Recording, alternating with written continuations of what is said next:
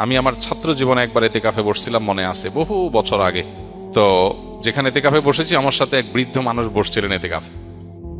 তো শীতের সময় ছিল, তখন রমজান, অনেক শীত, মসজিদে একটু ঠান্ডা বেশি। আমি হঠাৎ করে দেখি যে মুরব্বী নাই। তো দেখলাম মুরব্বী কই গেল, অশ্রমে গেলে তো এত সময় লাগার কথা না। পরে তাকায় দেখি যে মসজিদের সামনে বাইরে ঘাস বিছানো মাঠ, উনি ওখানে রোদ পোহাইতেছেন। পরে মসজিদে বললাম, চাচা এতেকাফ অবস্থা তো রোদ পোহাতে বাইরে যাওয়া যাবে না। তো উনি খুব জোরে ধমক দিলেন। আমি ছোট ছিলাম, মাদ্রাসায় পড়ি তখন। বলছে, হ্যাঁ তোমার মাথা, এতেকাফ ভাঙা এত সোজা মিয়া? আমি কি কারোর সাথে কথা বলতেছি? আমি রোদ পোহাইতেছি।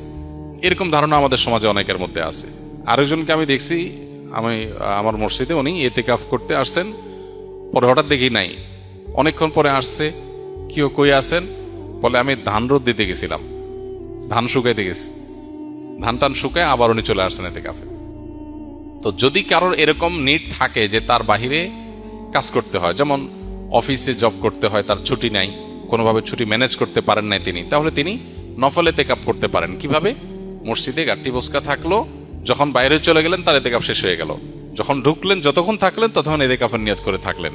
রাতের ইবাদতটা মসজিদে ভালোভাবে হয় বাসার চাইতে, সেই নিয়তে থাকলেন, এটা হতে পারে। কিন্তু সুন্নাহ মাসনুন যে এতেকাফ, সেটা হলো পরিপূর্ণ সময়টা, দিন রাত পুরোটা সময় মসজিদে থাকা।